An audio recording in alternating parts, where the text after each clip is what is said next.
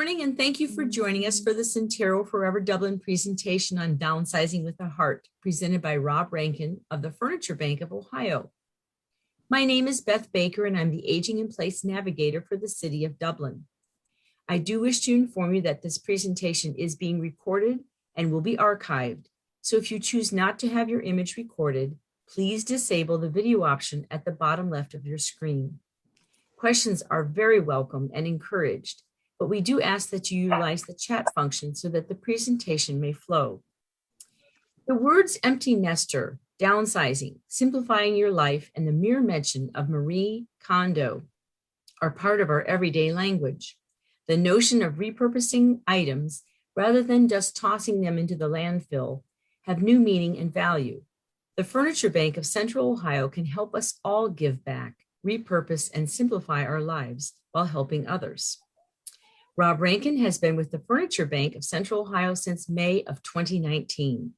He first began as the Director of Business Development and Marketing for Downsize with a Heart, which is a revenue-generating social enterprise of the Furniture Bank. Rob is now managing the entire Downsize with a Heart enterprise. He is a graduate of Butler University with a degree in public and corporate communications. He and his wife have raised their 2 children in Westerville for the past 25 years. Please welcome Rob Rankin, Downsizing with a Heart. Well, Rob? Thank you, Beth. It's a pleasure to be with Forever Dublin this morning. Catherine, in particular, we're glad you're here with us to discuss and learn about the art and the process of downsizing. And what I'd like to do is simply go through a PowerPoint presentation of a few slides that'll help us understand what downsizing is, things we need to think about, the timelines that we need to consider in doing a downsize. And so as Beth brings up the PowerPoint, I would simply point out for you, Catherine, that as far as my style, I'm not one to wait till the end for questions.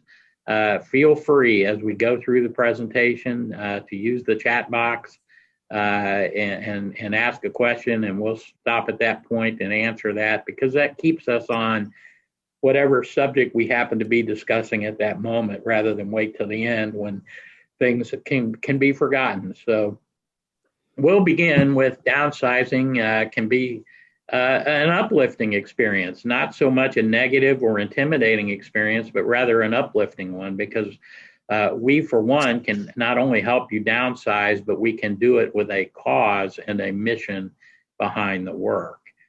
So if we could begin with the first slide, we'll talk a little bit about our organization to begin with. That's the Furniture Bank.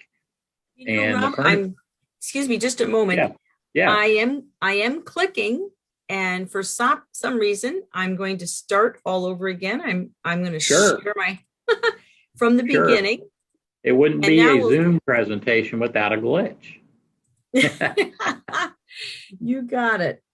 Let me redo this, and I'm so sorry. I had it all up ready to go. That's okay. And you're right. It wouldn't be a Zoom presentation without a glitch. Okay. And so can you see that now? I cannot. Okay. You see it. Okay. Kathy's joined us. Welcome, Kathy. It's Rob. Okay.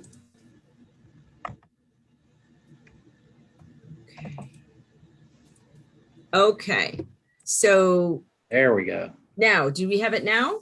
Yep. Okay. And there we go. Welcome, Kathy.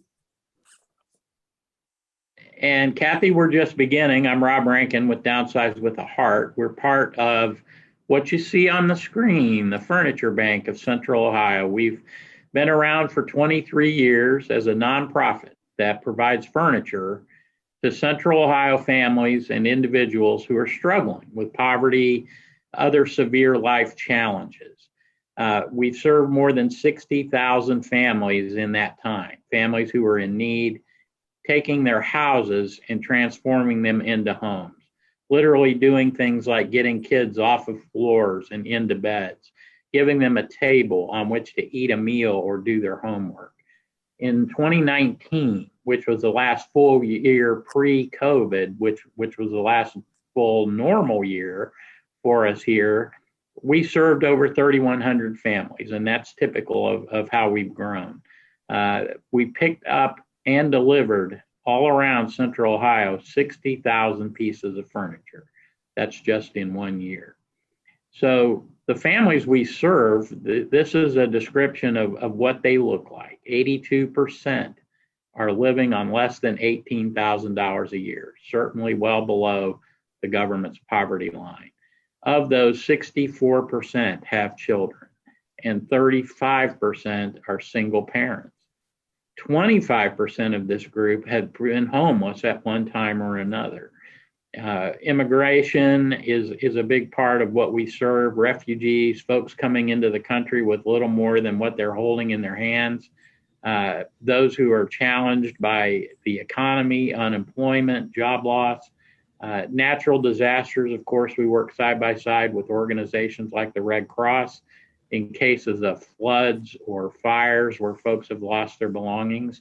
And finally, disabilities. We work with folks whose lives have changed. As we get older, I'm finding that out myself, that we no longer can navigate our home in the way that we're accustomed to. It'd be much easier to just rid ourselves of some of the clutter and things that we've been fortunate enough to accumulate over time. So that's an overview of the families we serve and how they got themselves into a position of needing our services. So what is Downsize with a Heart? We're part of the Furniture Bank, but Downsize with a Heart is a social enterprise. That means we exist for revenue purposes to help the Furniture Bank conduct its mission.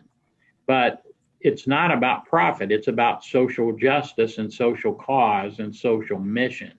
That's our profit. And so we capture gently used furniture for those in need. And we do it on a bigger basis than the Furniture Bank. The Furniture Bank goes house to house to house, and they pick up a sofa here, a table there, and they move on.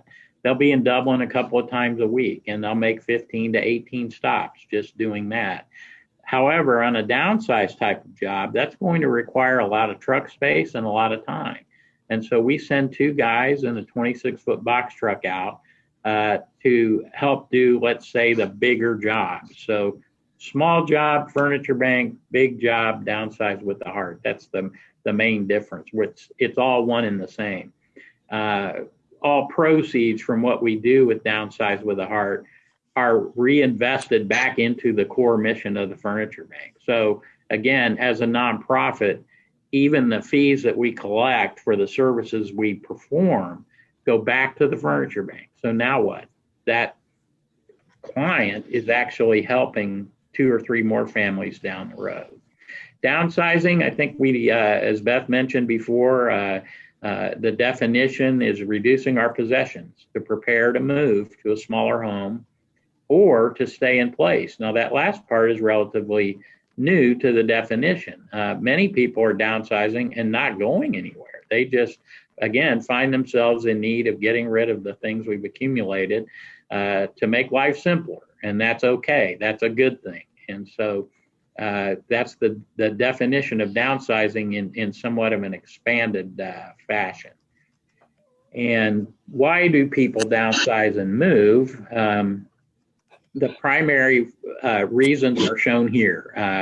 It's difficult to keep up with a large home. And so we want to free ourselves up from those responsibilities, upkeep, maintenance. Right now, we're in the midst of yard work. Sooner than we all want to think, we'll be in the midst of snow shoveling and that type of thing, salting the sidewalks. There's repairs and frankly, just loneliness as nests empty and the number of residents in a home decline. It naturally creates an environment for loneliness. So that's a reason why people would move. And if you could go back one, Beth, we jumped ahead. The second reason that people downsize and move is they just want to be closer to family. We see this often where we're downsizing somebody from outside of Columbus in Central Ohio who wants to come here and be closer to their children. Financial stress, we mentioned that before, but that's certainly a reason to downsize. The big payments, the big maintenance costs, all of those things go away when one downsizes to a smaller place.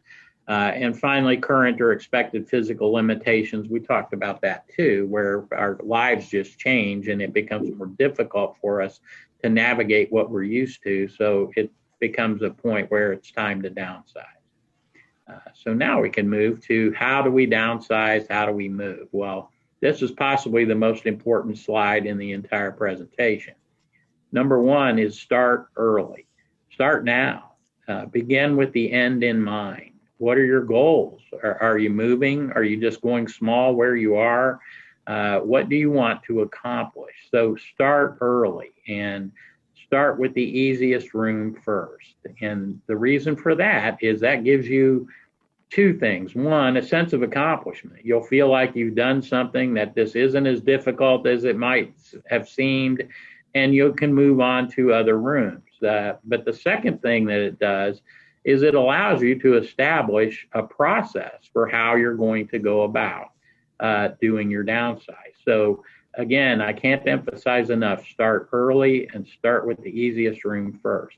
I have a basement full of accumulated items over the last 25 years, as Beth mentioned, up in Westerville. I wish my wife would watch this PowerPoint just once because we need to start now, regardless of when we make any kind of a move in the future. If we wait till the last minute, it's going to create a lot of stress, and we're going to make bad decisions because we're going to have our hair on fire, so to speak. So it's a lot easier to just start early and start with the easiest room first. Those are two very important downsizing tips to keep in mind. We encourage you to create an action plan. If you are moving, be sure to measure the rooms in the place you're moving to and the rooms in the place you're moving from, because invariably you're not going to be able to fit anything like what you have now in the larger home into the smaller residence. And at the same time, even some of the items that you want to take, say from the living room you're in now to the new living room, those items might not fit. Think of a big sectional unit. We've seen this before where someone has tried to move a sectional unit. They didn't consider the size, and all of a sudden there was no way to place the piece in the home. Establish this process. Now, remember, I talked about starting with the easiest room, and that will allow you to create a process. We recommend color coding, and we recommend that you do it based on these 5 things. And those 5 things in red here on the slide are the 5 possibilities for anything that you're touching in your home, okay? The first thing you can do is you're going to keep the item. And the second thing is you're going to give away the item to family or friends. A third option would be to sell an item. A fourth option would be to donate. And a last option would be to throw it out, trash or junk. So those are the 5 possibilities of what you can do with a piece of furniture, for example. And we recommend that as you go, remember, you're starting in the easiest room. Use those, they're the little small dots that you can get in an office supply store, multicolored, right? Red, green, yellow, blue. And you use the same color code for each of these destinations. So in other words, everything you're going to keep might be red. Everything you're going to give away to family and friends might be yellow. Maybe a family or a friend or a family member or a friend has already laid claim to a certain item or items. Well, go ahead and put that color sticker on there. And then sell would perhaps be green, right? Money. Donate could be a fourth color, and then trash and junk might be black. But that way, you really looked at and touched everything just once, and you already know what's going to happen to it because you put a color-coded dot on it. Separate items into rooms or bins.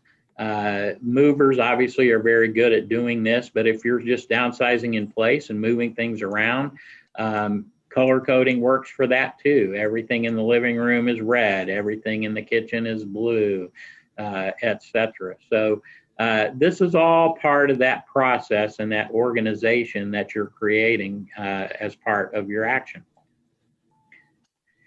It all sounds easy, but recognize that this is an emotional disruption for you, for family members and friends, because your home is a museum of memories. We don't have to be in a home for very long for that to be the case. So we encourage you to be patient. And we know it's an emotional time. Give yourself time to work through your emotions. If you're tired, take a break, rest. Remember, we're starting early, right? So you have the time to take those breaks and rest and work through your emotions. And then ask for help. There's professional organizers out there that can come in and help you get started. There's senior move managers. Make sure that if you are moving and you hire a moving company and you are a senior, which I assume we all are since we're here today as part of Forever Dublin, make sure that those movers are expert in moving seniors, and they are trained in how to deal with the emotional elements of what we're trying to do. And we'll talk about some tips here in a minute about how to get through that. Other helpful tips, we encourage you to take your photos, your videos, your slides, and combine those into a single product. Technology is out there to help us do that.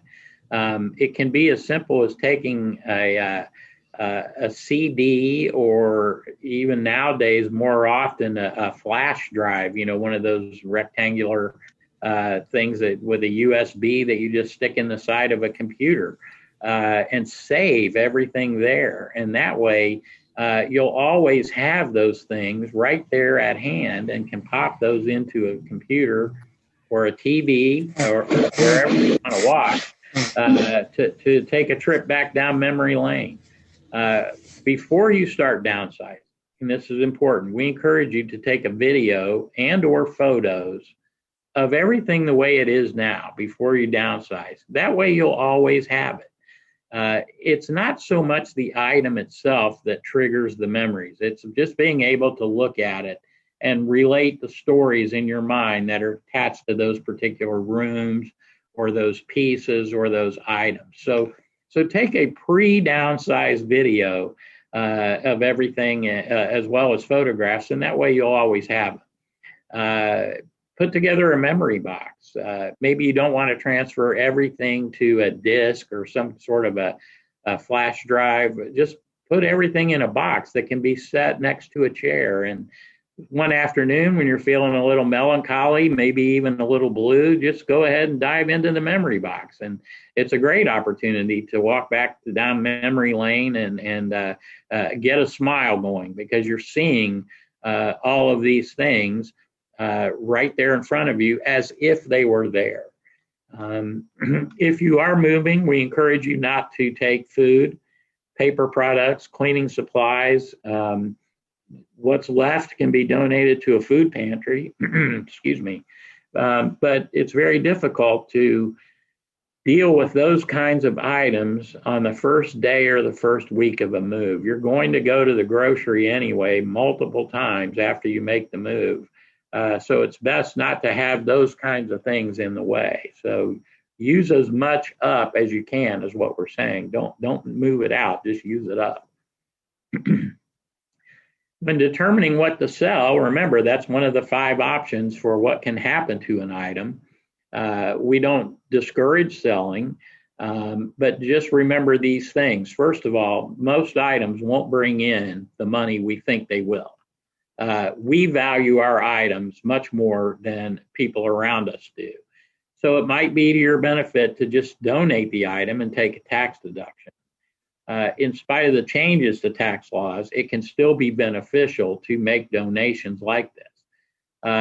If you go to an auction, whether it's online or whether it's somebody local like Auction Ohio, know that those folks are going to charge you between 35 and 45% of what the item sells for. So now at the end of the day, when you net it all out, have you really gained versus what you might get on a tax deduction for a donation? So that's a consideration as well. Some items you're certainly going to want to sell: art, jewelry, coins, stamps, books, china, collections of any sort. Call in an appraiser for those types of specialty items, because they will give you the real number. It may be a better number than what you had anticipated, but more likely it's probably not going to be as good as your number, but it's more realistic. So call in an appraiser for specialty items. And Downsize, we have some relationships with other organizations, Everything But the House, Auction Ohio, I mentioned. We have lists of appraisers, but we can offer that to you as contact information so that you can reach out to them and get going in that direction. Again, this is all related to just trying to sell. I did have one question then. Would it be possible to get a printed list of those contacts? Yeah. Okay, that'd be great. And then I can have that. I'll send that to you, Beth, and you can forward it to Catherine and Kathy and whomever else you seek to satisfy. So I've made a note. More helpful tips. It's very important to get the whole family involved when you start the process of downsizing. Now, this is kind of a fun slide. It's my favorite, but it starts with number one. Our kids don't want our stuff. They just don't. It doesn't make them right or wrong. It just means that culturally we change generation to generation. The younger generation today, they find that they want to live a much simpler life than we did. My children don't particularly care how much Dad paid for the big dining room table with 2 leaves and the hutch and such. They aren't interested in that. I'm anxious for my wife to have the conversation with my daughter about China. I have no idea how that's going to go, but I don't think China is in my daughter's future. So recognize that they're not wrong. It's just that their tastes are different, and they may not have an interest in some of the items that we consider to be valuable. And the reason for that is we're talking about our memories and not their memories. And that's an important distinction to make. We can't impose our memories on them. Their memories are whatever they are. And so that's the root of why children and grandchildren don't want our things. It's important, as on second bullet point, to establish a process to settle disputes. Having gone through my mother's estate when we lost her back in 2010 with 2 siblings, I can relate to this. There were certain items that we all wanted to have. And so what Mom had done was she developed a list well before she was gone of the items that she wanted each of the 3 kids to have. Now, some of them we recognized as obvious why she wanted us to have them, and some we didn't, but it was her list and it was non-negotiable. And that way, 2 things happened. Number one, she was out of it. I mean, she said, here's the list and I'm done. And now the second thing is, it's up to you guys. If you want to do some horse trading, whatever, go for it. But if there's items that you don't want that the other 2 siblings want, then you can work that out. But she basically turned it over to us and left that process in place and avoided dispute largely by just creating a list and saying, here's yours, here's yours, here's yours. Some people do coin flips. Some people pull names out of hats. I mean, whatever your family chooses, it's important to have a process, whatever it is, because it creates fairness. Everybody has the same chance, and everybody knows that they can't all have this or that or the other. So establishing that dispute process is important. Now, you'll have many friends and family. I'm on the third bullet point. Many friends or family members who are going to tell you throughout the process that they want such and such and that they're going to come and get it. Well, that's great. Make sure they come and get it now, because what happens is that's a can that gets kicked down the road. And all of a sudden you're in the throes of the last week, maybe you're moving and you have deadlines and you still have these items that somebody has said they want, but they haven't come and gotten them. So get that all out of the way. Be grateful that these items are going to live on with family or friends, but at the same time, make sure that they understand if they're taking it, they need to take it now. Valuables, if you're moving, jewelry is a good example. You should take, I call these items backseat of the car items, okay?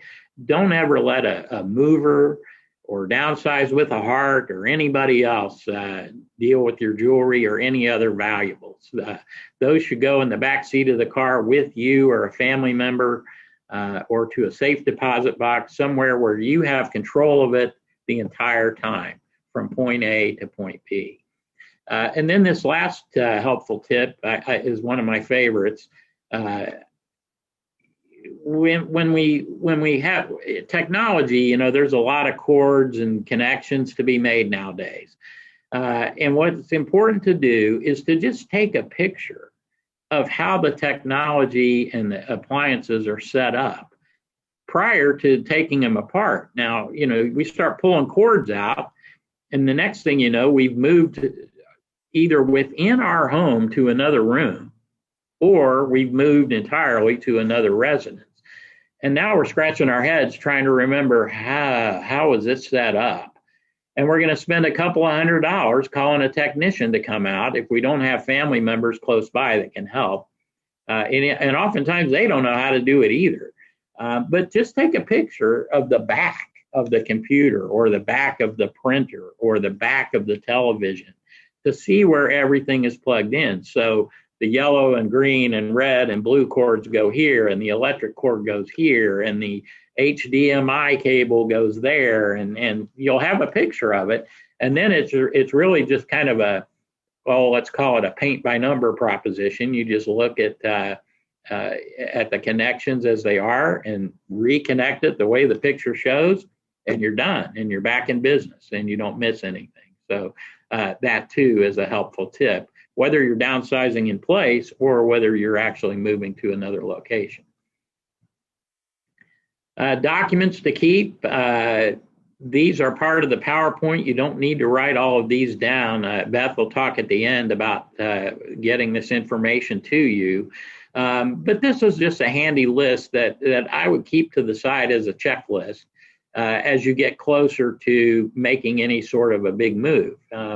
You certainly want to contact your financial advisor, your attorney, your banker, and you're going to want to look for and have all of these documents in an important place.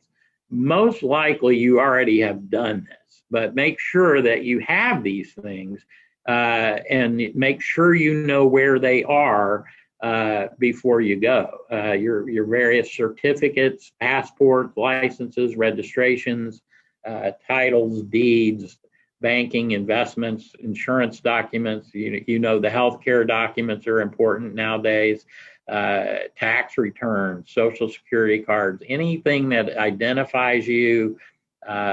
This would certainly be in the important document category. And these are ones you want to check off and make sure you have accounted for when it comes time to go. There again, this is largely for those who are moving. But if you're downsizing in place, it's okay to hit this list again, just to make sure that you have these things and that you know where they are as we go. So you can shred documents that don't keep or that you wouldn't keep so long as they don't contain personal information. I think we've all kind of gotten accustomed to that practice. So those are the documents to keep. And then some final steps. Again, if you're moving, this is a list of folks you want to be sure you notify as far as changing the address. Again, you can literally check them off as you go. And then I like this bottom part, packing a first night kit. When we move, you're going to have everything everywhere, but not where you want it, boxes and such. So think of it as a trip, except you're arriving at this location and you're not going to ever leave. But it's just like being at a hotel or a resort, and so the first night you want to have a separate bag or a box that has the things you'll need right away. And these are listed here. And some of them are obvious, the change of clothes, pajamas.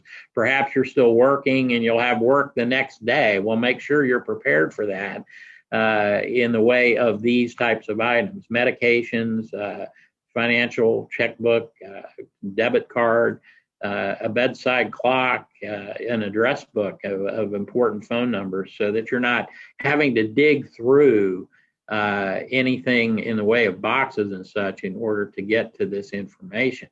At one time, Downsize with a Heart was actually a moving company. We started as a mover and we fell back to basically becoming a provider of services either before or after a move. Being a moving company requires some expertise and skill that our furniture bank guys just really didn't have. And so the story I tell is that in those days of moving, we encountered a lady who had probably close to 200 boxes, and they were scattered throughout the house, the living room, the kitchen, and blah, blah, blah. And they got to be toward the end of the day, and she says, well, I need to stop right now and take my medicine. And we said, well, that's okay. And we'll just wait. And she says, well, I don't know where it is. And we said, well, what do you mean? And she says, well, it's in one of these boxes. And we're like, in one of these 200 boxes? And so somehow somebody was looking out for us. But on the third box we opened, we found this lady's medications. I mean, there were certain areas that we thought it made sense to look. But that's a perfect example underscoring the need to think these things through and get your first night kit going. It's almost like packing a suitcase as if you were going on vacation. And that way, you don't have to worry about where everything is. And you can, again, take your time to find the right home for all the things that are boxed up and sitting around in the new place. As far as Downsize with a Heart, I mean, this presentation is really geared toward the art of downsizing and process and organizing, but we can help. We are a one-stop fee-based service. We'll pick up furniture donations and bring them back to the furniture bank. 10 or more items generally lands on the lap of Downsize. 10 or less items is a furniture bank pickup. So there again, it's the small versus the large. Donations are still tax deductible. We also provide a disposal service and we'll do clean out and cleaning services. And I mentioned earlier, and I'll send the list of the movers, the online auctions, the appraisers, state salespeople and such. I'll send that to Beth and she can get that out to you. But Downsize with a Heart, we're the get rid of guys. I mean, we literally will take everything, furniture, housewares, kitchenwares, clothing. We'll bring it all back to the furniture bank and find good use for it amongst those that we mentioned earlier, the needy families, the immigrants, those who have lost things in fires and floods. Your items will continue to live on. They will not be burdened as far as they will not be burdening the environment as far as filling up a landfill. That's another good benefit of donation. So choosing Downsize with a Heart isn't necessarily just going out and hiring somebody to come and help you do this. We do it with a mission behind our efforts, and we benefit you, but we also benefit the community. It's a very cool service. We'll come in and initially we'll just walk by the rooms one at a time. We'll go into basements, garages, patios, sheds, crawl spaces. Of course, we'll go upstairs and downstairs. We'll disassemble beds. We'll take mirrors off of dressers, everything professional movers would do. And in the walkthrough, we'll get a general idea of what we're looking at and how we're going to pack the truck that day and go from there. And our service fees are nominal. They're $100 for an hour. And it's based on just time. And it's the time that they arrive at your residence to the time that they leave. We don't charge for fuel or mileage or anything like that. It's just a nominal fee for the time that they're there. And the reason for that is the extra truck space and the extra time that a bigger furniture pickup will take. Instead of being able to go house to house to house and make 15 stops, we're giving you all of that truck space and all of that time to take care of the big downsize. We also can do disposal. Well, generally, a few items we'll just dispose of here at the furniture bank, and there's no charge for that. Bigger disposals, we get a lot of those where a quarter of the truck will be trash or junk. That requires us to go down to the county dump operated by Swaco on the south side of Columbus, and they weigh the truck and we get charged a ticket for dumping. It's not like the old days when my dad and I would just go to the dump on Saturday morning and push everything off and go home. And so we take the cost of that ticket and pass it back to the consumer. And that's $154 for a quarter truckload of trash. It's $241 for a half truck, all the way up to $400 for a full truck of disposal. Now, again, the disposal part of what we do doesn't come into play all that often. And in the world of disposal, those fees are relatively inexpensive. Some of your junk companies are going to come out and charge hundreds into the thousands of dollars to take away items that are no longer usable or no longer needed and can't be used at the furniture bank. So we'll come out and do that too as part of the service. But our primary mission is to capture as much furniture, clothing, housewares, kitchenwares as we can to bring back here to the furniture bank to help needy families. When your downsize is complete, and you will get there, you will downsize and you will finish, you will start early and you will start with the earliest room. But once it's done, celebrate that. It's a big deal. It's a new, simpler chapter of your life. You did it. Feel great about it. The only thing that'll be on the negative is you'll wish you'd done it 5 or 10 years earlier. And so now you've downsized, and beyond that, you've accomplished something else. You've helped your community by getting Downsized with a Heart involved if that fits the bill. So it's definitely something that many of us have been fortunate to accumulate things over the years, and we're reluctant to let go of it. I can't tell you how many times I pick something up that I haven't touched in years and say, well, I'm bound to use this, and I'm bound not to because I haven't for 5 years. So out it goes. But it is a new, simpler chapter in life, and one that should be celebrated. So in advance of that, I say congratulations. And I think the last slide would be just our contact information. That's me with my email and my mobile phone. And again, Beth's going to get all this information to us. And Lisa is our office manager. She's here all the time. And that's her number down there at the bottom. And either one of us can help you with more information, answer any questions you may or may not, or you may have. Certainly schedule some assistance in downsizing.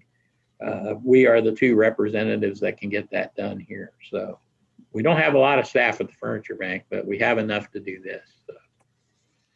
And I sure do appreciate your time today, and we will be glad to help you in any way. And I'm certainly open to stick around for as long as you need me to answer questions and go from there. Well, thank you, Rob. That was wonderful. Kathy and Catherine, did you have any questions for Rob? What about books? Yes, we take books. And there's another social enterprise that's part of the Furniture Bank. Again, nonprofit. Any proceeds from that go back to the Furniture Bank. But we have two thrift stores now. One is on Morse Road in the Northland area where the old Bright Rug used to be. It's kind of in the area where the Board of Elections and the Pottery Place are. It's a huge thrift store, and a lot of really good items end up there.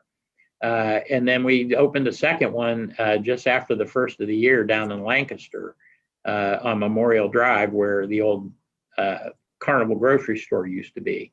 Both do really well. And what happens with the thrift stores is, the best example I use is Ethan Allen furniture. Okay, think of an Ethan Allen bed. Now, a needy family would certainly use an Ethan Allen bed, but we found that they're really just in need of any bed we can give them.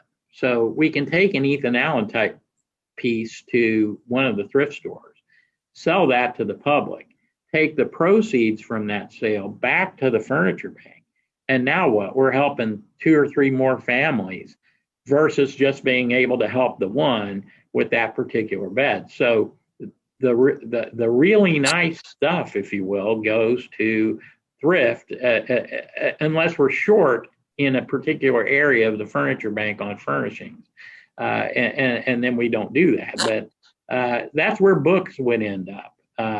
And we would put those up at the thrift store. The cautionary tale for books and anything else, really, this is important, is try to get into a grab and go situation. Okay, so take the books and get them into boxes.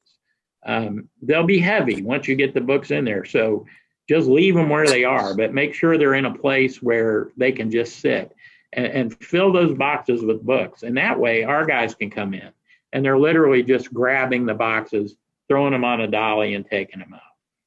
And what that does is it keeps an hour of labor from becoming 2 hours of labor, or 2 hours from becoming 3 hours. So yes, we most certainly would take books.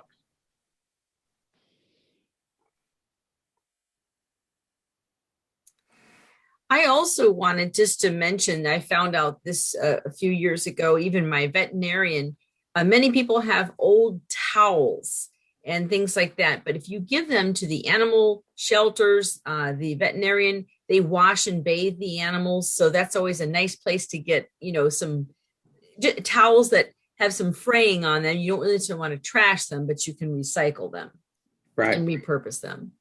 True. And I did want blankets too, Beth.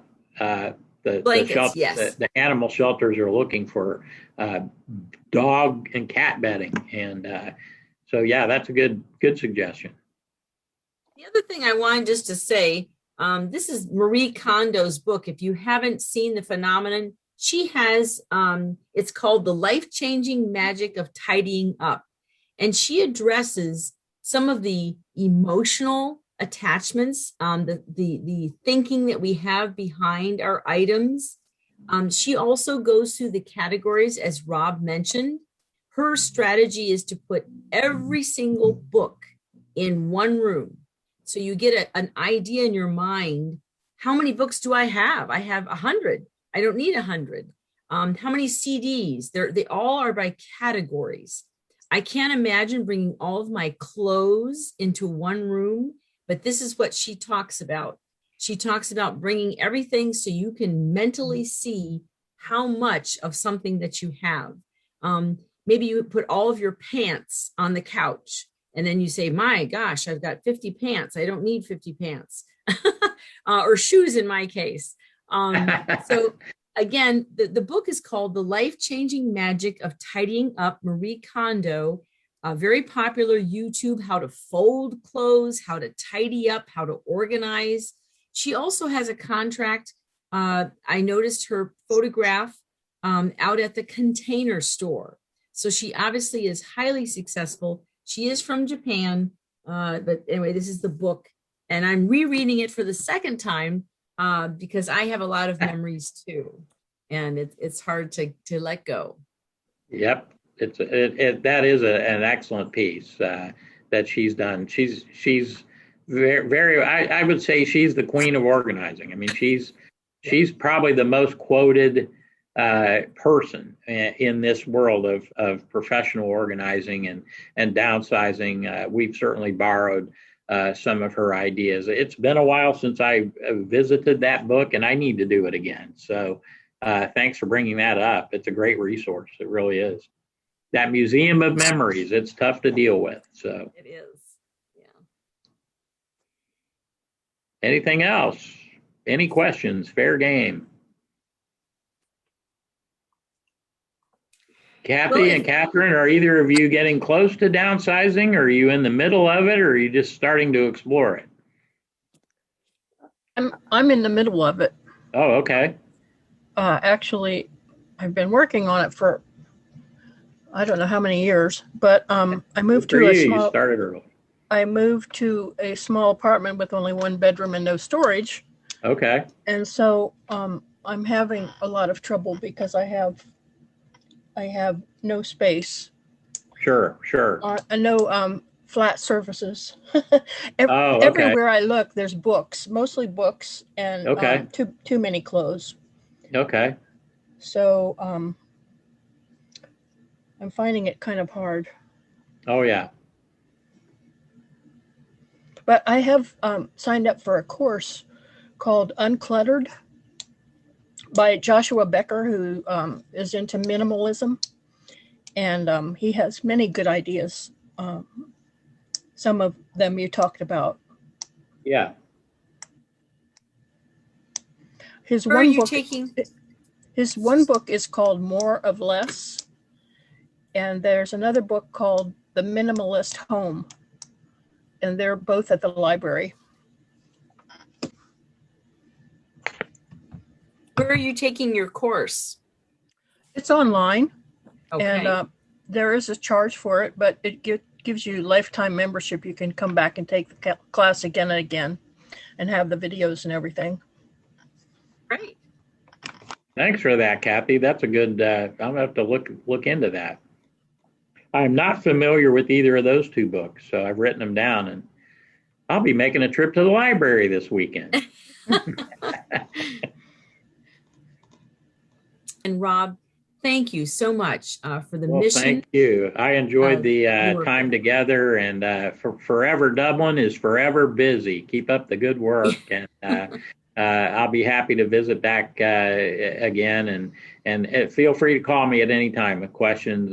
We'd be happy to help you help us. So good luck in your downsizing efforts. Get those books into boxes, Kathy, and we'll say good day from here. Okay. Thank you. Okay.